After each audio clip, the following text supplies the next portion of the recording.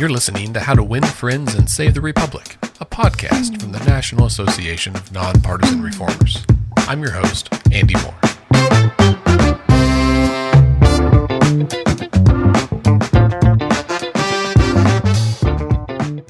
My guest today is Elizabeth Clay Roy. Elizabeth grew up in Boston, Massachusetts, where she helped knock doors for candidates long before she could vote. She attended Columbia University, where she studied urban studies and political science, and later attended the Massachusetts Institute of Technology for a master's degree in urban planning. Elizabeth served as a policy advisor and director of grassroots governance for Massachusetts Governor Deval Patrick. She then became the founding deputy director of the Opportunity Nation program at a Boston-based nonprofit named Be the Change. Eventually, Elizabeth moved back to New York City, serving as chief strategy officer and later as chief of staff for Phipps Neighborhoods, which is the oldest and largest not-for-profit developer, owner, and manager of affordable housing in New York City. Beginning in January of 2021, Elizabeth became the CEO of Generation Citizen, which is an organization working across the country to ensure that every student in the U.S. receives an effective action civics education. She's also the co-author of Shaping Vibrant Cities, which is a guidebook on effective community-led urban planning, which is based on her participatory governance work in Bangalore, India, earlier in her career. Welcome to the program, Elizabeth. Thank you so much. I'm thrilled to be here. We're so excited to have you. I will say, for our listeners, in full disclosure, I'm on the local board of Generation Citizen here in Oklahoma, which is one of your project states. And so I am coming to this with an opinion that it's an excellent organization because I've seen the work. I've seen it change lives. I've seen it change policy in our state. And I'm very excited to have you on here because for a lot of our listeners, these are the kinds of programs, the kinds of organizations that are inspiring and to help, honestly, bring about a better democracy in our country. So I'm excited just to have you here for that. Well, thanks so much. And I'm glad that you have had a chance to engage with experiential civics in action, because being with young people who are participating in this program and in high quality civics work around the country is some of the most hopeful, the most hopeful time you can spend. And so really glad you've had a chance to be part of that in Oklahoma. I love that phrase, high quality civics work. I'm going to start using that. I will start with, for most of our guests, we like to start with a little bit of conversation about how you come to this work, what it was like for you growing up. Now, in my research preparing for this episode, I saw it noted, I think in several different places, that you were an active political volunteer while you're even as a child or as a young person growing up. So I think it's safe to assume that your parents were also pretty active in civics when you were growing up. What was it like in your home? Was politics, was civic action something that was discussed? It was, absolutely. I feel incredibly lucky to be both the child of educators and, on my mother's side, grandchild of educators. And my great aunt, as I only recently learned, was a civic educator. In fact, she was a teacher. The course she taught in the 50s and 60s in a school in North Carolina was called Social Problems. And so I absolutely come from a rich legacy of educators who are also in their own personal lives deeply committed to strengthening their communities. As an African-American woman who grew up in a family that saw the civil rights movement as a continuing struggle for justice, it was always assumed that one would spend some of our time, thinking about, okay, how do we continue the march towards greater equality, greater justice, or just greater care for those around us. And so I absolutely credit my parents with having started me on a really powerful foundation. What was interesting was I didn't necessarily see those values as mirrored in school. And while I was really animated about community engagement, got inspired by different elected officials I would hear, loved the notion of voting far before I could vote, and so got involved with voter registration drives. Um, in school, I actually was really shy. I was a really introverted kid, and um, even in history class, where I actually had lots of opinions, lots of thoughts, and lots of questions, I was really, kind of too quiet to vocalize them. And I felt so lucky that there was a really incredible teacher, Mr. Lewis Bryant, who was a high school teacher at the time and one of the few African American teachers at our school. Who noticed me in middle school and really helped bring me out of my shell. And he did that by talking to me about what was interesting me, what I saw in the news, and what I was getting passionate about in our community, and helping me find a way to make that a part of my identity in school. And he really pushed me to give a speech. I was too shy to raise my hand in class, but he pushed me to give a speech in front of the entire school. And that moment changed my life. And so that's part of why I actually feel like it's so important that we support teachers to help unlock that agency and interest that young people have in the world around them, and make sure that they know that those are skills and ideas. That's energy you can bring into school. That makes you a great student if you can bring that same sense of curiosity and even frustration with what's going on in the world, and to be able to channel that in a healthy way, I think is the power of great teachers, great social studies teachers. And I'm really grateful that he was able to unlock that for me, because I think that was important for my continued success and career. That's such an amazing story, and I know from reading your resume and kind of learning about your history, you've had a series of equally amazing, I think, career experiences both in the United States and overseas. And I'd like to just touch on some of that time you spent in India, doing urban planning, and I'm curious how your experiences there shape your understanding and your approach to civic engagement here in the U.S. Thanks for that question. You know, one of the things I feel really lucky about, and I remember showing up at Columbia University as an incoming freshman, and talking to some older students just about what I was interested in. And I was probably talking about politics and talking about, issues around justice and economic justice, which was a real priority for me at the time. And then they were saying, "What are you going to major in?" I said, "Political science, of course." And I had a number of students wiser than me who said, "You know what you care about, and you're thinking about these issues around deep democracy and around justice. That's not always happening in the political science space, but they are talking about that in the interdisciplinary field of urban studies." And what I loved about urban studies is, and the field of planning is, I believe that is a space and a discipline, both academically and in practice, that has been pushed by community leaders. It has been pushed to make sure that its best ideas and its approach are more participatory, and recognize that community members have the wisdom and have the role to say, here's what we want our neighborhoods to look like. Here's what we want our streets and sidewalks and drains, or our housing, or our zoning rules to look like, so that we can have communities in which we can thrive. Yes, there's a set of tools and resources that urban planners learn to use to help.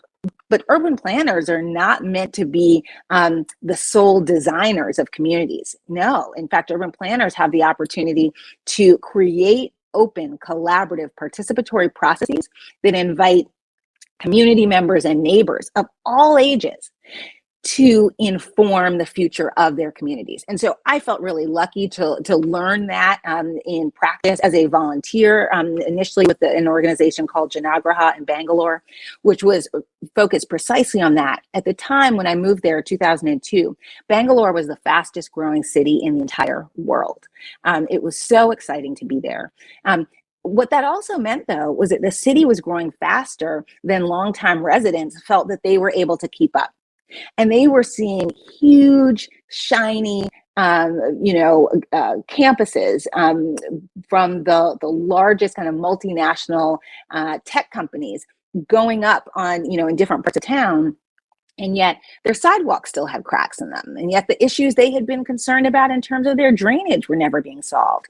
And so we worked to create opportunities and pathways around participatory planning that could bring local community members more into touch with local government decision making. I had a chance to spend 2 years there, and there were 2 of the best years of my life, not just my career, but really incredible time that I spent there. And the passion that I have for participatory planning and participatory policymaking and participatory governance in general really were fostered there in a powerful way. I think they emerged from a sense of justice and equity that I gained from my parents, that I gained from the Black civil rights tradition in the U.S. But for me, they were practiced first in my time in Bangalore. And I felt really lucky to be able to both document some of that work, but also to be able to carry that approach and interest in participatory approaches in every part of my career. Whether or not it was in the job title or not, I have always seen myself as being interested in weaving different processes to encourage more community participation in decisions. We're going to take a quick break, and we'll be right back after a word from some of our sponsors. If you're interested in learning how to win friends and save the Republic, then you should know about Reformers Unite, a new virtual networking event hosted by NANNER, the National Association of Nonpartisan Reformers. Each month, NANNER sets aside a couple of hours solely dedicated to helping our members share updates about their organizations and to build deeper connections between NANNER members throughout the country. Reformers Unite happens on Fridays and is only available to NANNER members. So get on over to nonpartisanreformers.org and become a member today. Are you tired of the politics of division and deadlock? Do you want to do something about it, but you don't know where to start? CitizenConnect.us is your way to learn about and engage with over 400 organizations who are dedicated to helping Americans right, left, and center work together to heal our democracy. Find the organization or event that speaks to you and help us get back to making our great nation work. Because it only works when we work together. Learn more at citizenconnect.us. All right, and now back to the show.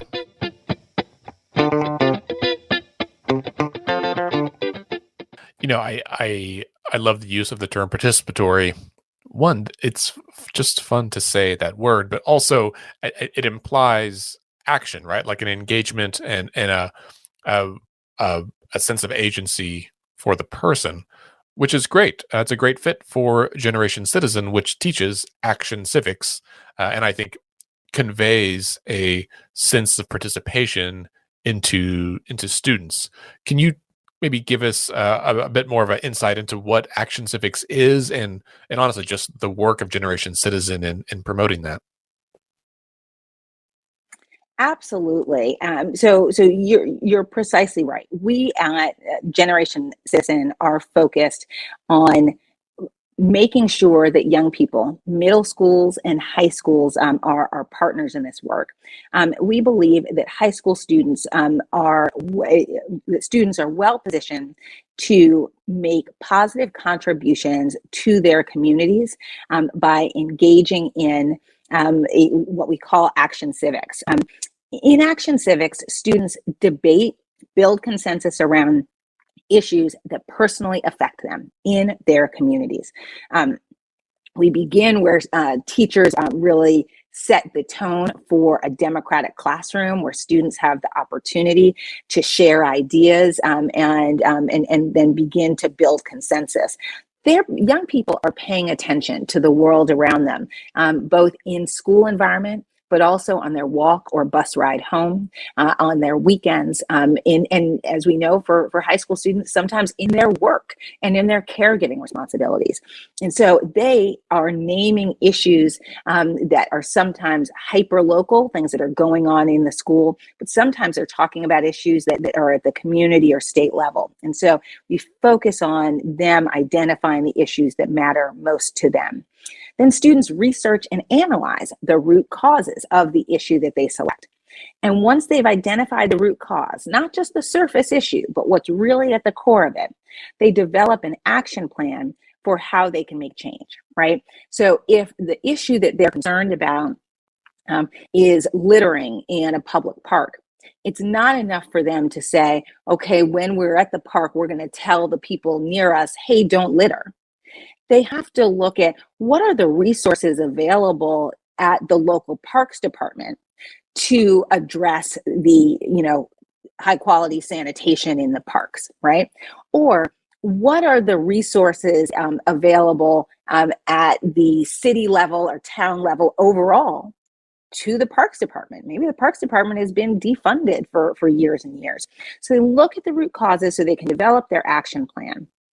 Then they put, and this is all happening in one semester, they put those plans into action. They meet with legislators or the appointed officials who are at the Parks Department, or they meet with staff who are working on local issues at the city.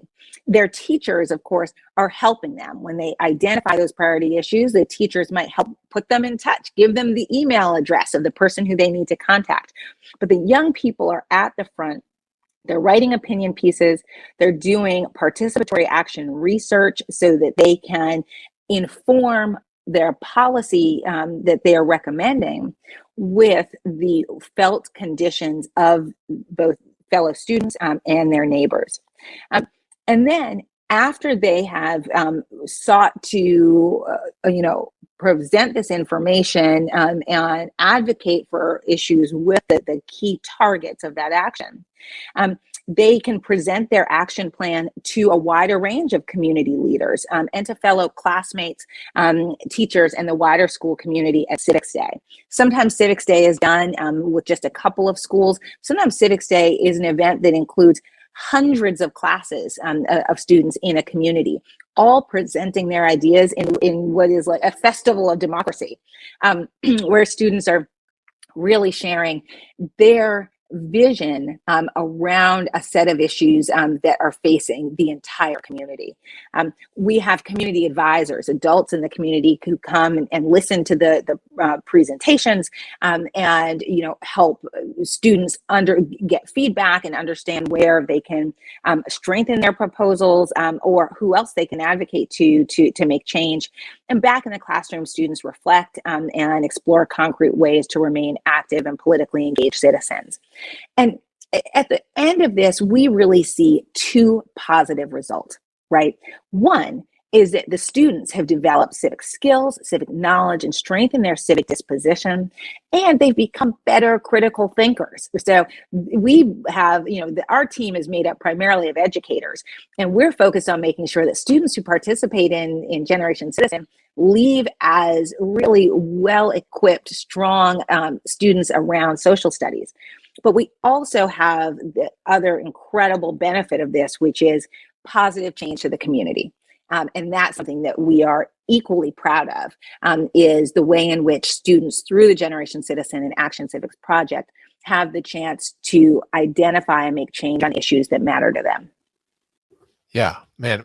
I will say from my experience with Civics Day and working with students here in Oklahoma, it has been fascinating from the very beginning to see students identify issues in their community, right? Whether it's arsenic in the water, whether it's female incarceration rates, whether it's inadequate school funding, honest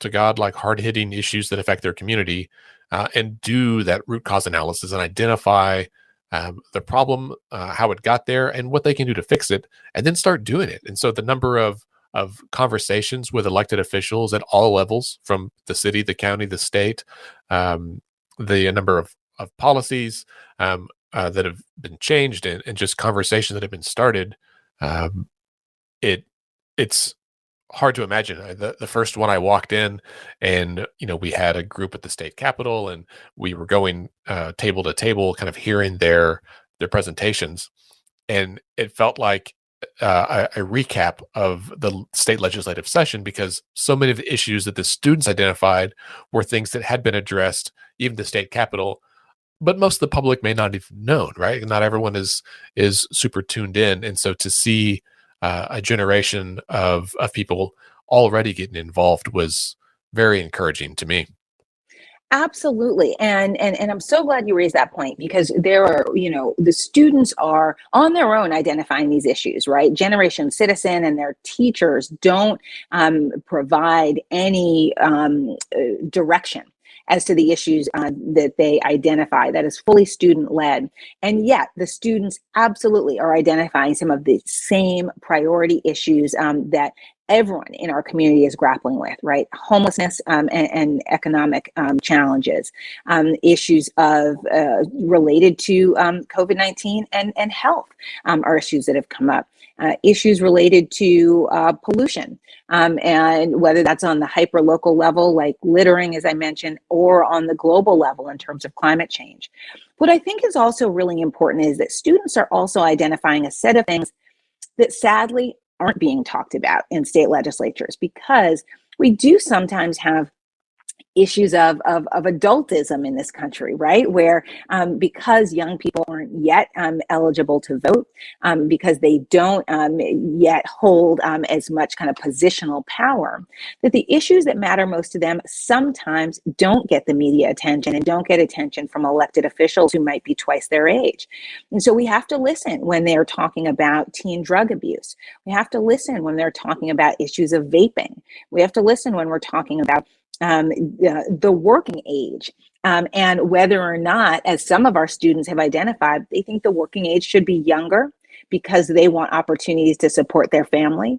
But they have rich debates about that with their fellow students. And so it is, and they raise questions as well about healthy lunches in schools, right? So issues that both are top of mind and on the front pages of our local papers are the kinds of things they talk about, but they're also lifting up a set of issues that those of us who are over 18 may not be thinking about, but we should be. Yeah. So over the last couple of years, we've had a global pandemic, right? COVID-19 hit schools across the country, closing them down. In many places, the schools remain closed for months or even more than a year. It's honestly a little hard to keep track, because we're now in the third school year that's been affected by COVID, which is hard to wrap your brain around. Since Generation Citizen primarily works in schools, this was obviously a challenge for you all. How did you adjust? I know you have a program that's called Democracy Doesn't Pause that's related to this. Can you tell us a little bit about how you as an organization have pivoted or have adjusted during the pandemic times? This has been almost unfathomable time that we have been through, and first and foremost, as we are a team of human beings, and so the most important way in which we pivoted is to make sure that we are prioritizing the health and wellness of our team and the teachers and students who we partner with, and so we really began by focusing on the human needs and making sure that was first and foremost.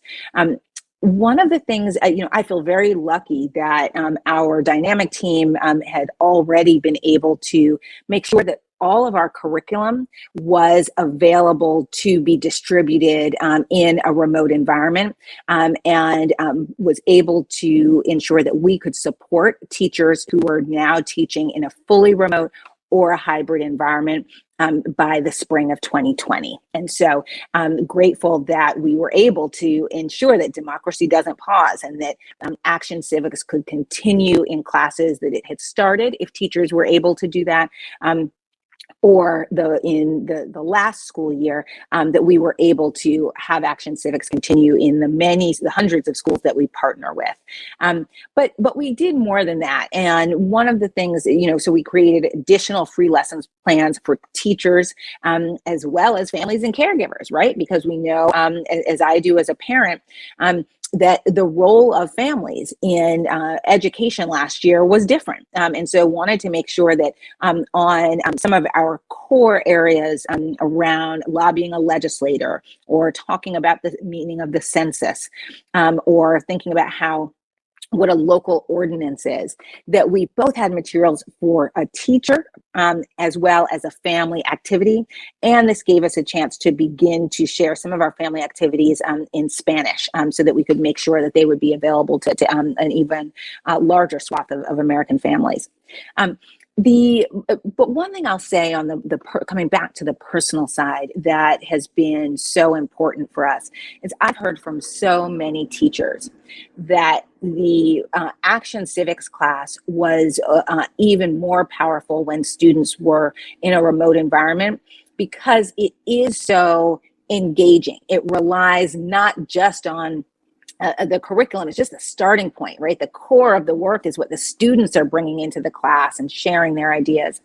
And at a time when so many young people were feeling really isolated, were feeling a sense of a lack of power and control because of the conditions beyond them, that having a way for them to talk with each other about what was going on, and take on projects that were action oriented, even if they had to do them from home, gave them a sense of agency that was really important. And so we believe that it was critical that we make sure that we could continue supporting and coaching teachers to do this in the remote environment, because it had that kind of social emotional benefit. And we're thrilled that our school partners continue to see us both as an academic resource and partner, but also that the work of engaging young people and thinking about, how do I fit into my community? How can I be an agent for positive change, is also a social emotional resource too. You've done such a great job, I think, reiterating this point that I probably hadn't fully grasped myself until this conversation, that I think so often what we talk about, particularly in democracy reform, kind of in our ecosystem or our movement, are ideas, are policies that often are viewed as being academic or intellectual in nature. And what we need to realize, I think all of us at any of our members or other organizations that are working on democracy reform, is that we're not just doing an intellectual exercise. We're not just rewriting some kind of ethereal policy that will do something.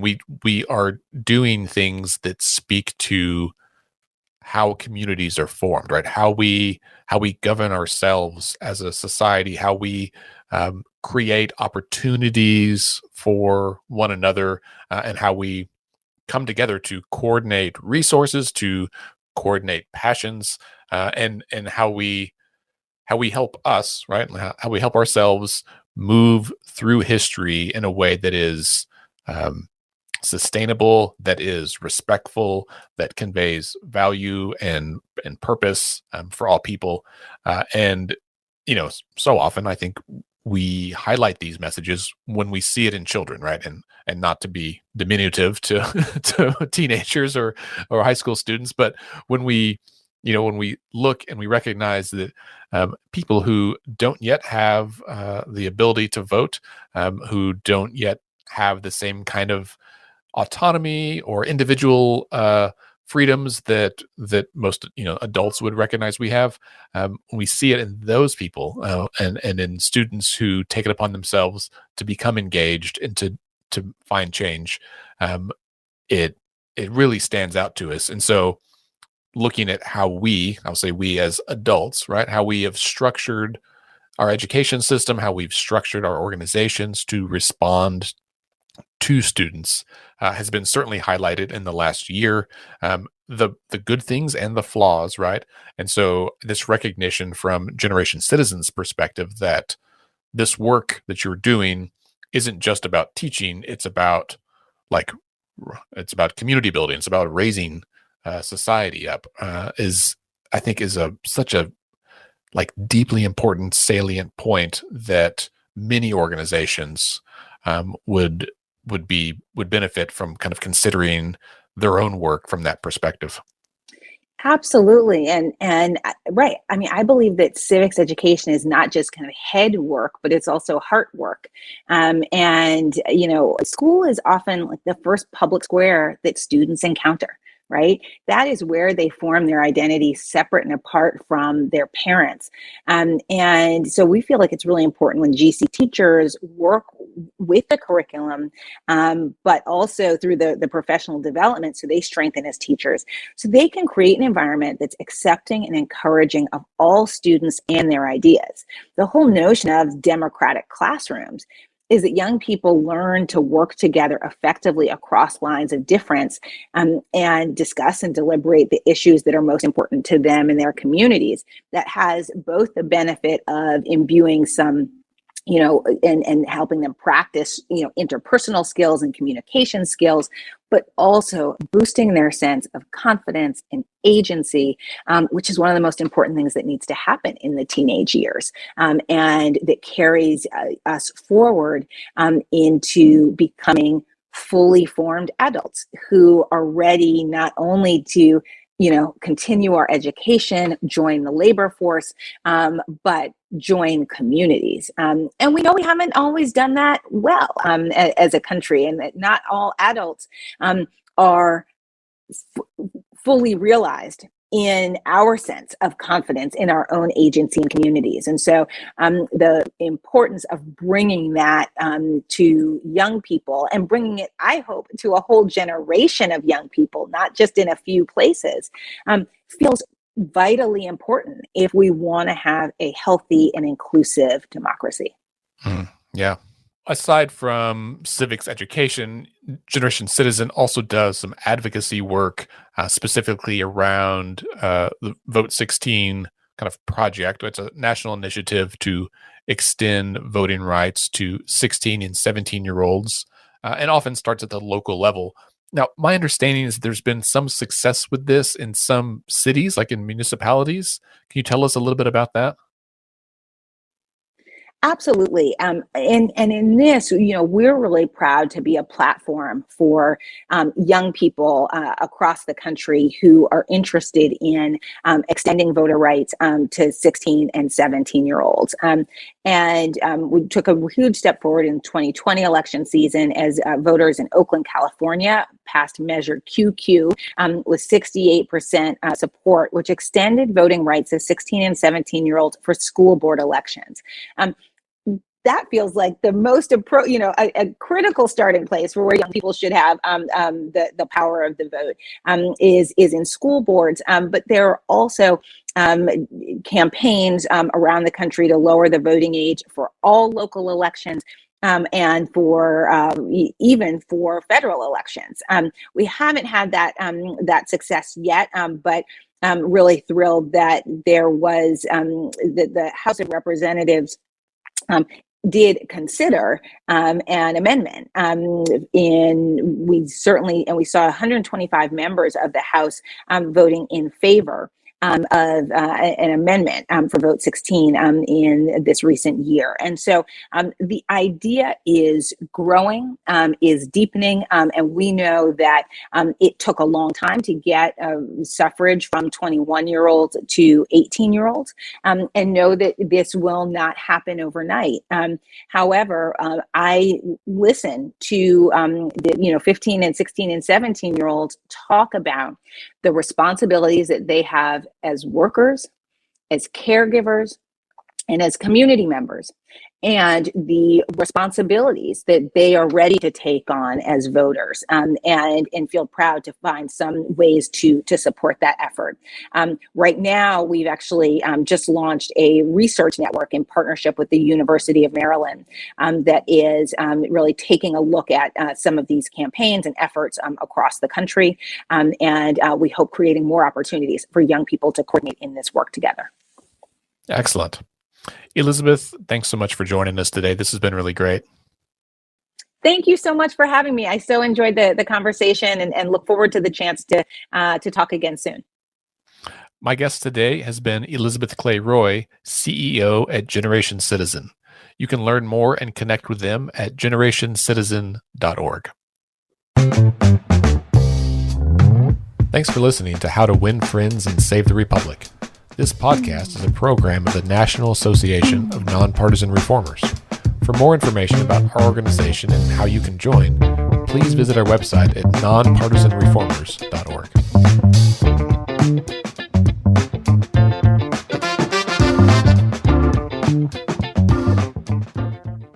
This podcast is brought to you by IVN.US, an open news platform for independent-minded authors and readers. If you like what you hear, make sure to subscribe to IVN.US where you listen to podcasts. On SoundCloud, iTunes, Stitcher, Acast, or iHeartRadio. Hey there, How to Win Friends listeners. It's Jillian Youngblood from The Purple Principle. Ever wonder how our country got so polarized? The rise of television news, the rise of social media, every single force is pushing us apart. How do we become less polarized? And this is a controversial one, is try to unblock people. And can independent-minded Americans bridge the divide? I think that there's value to having folks like me outside of the parties. Pull back the curtain on partisanship with The Purple Principle, wherever you listen to podcasts.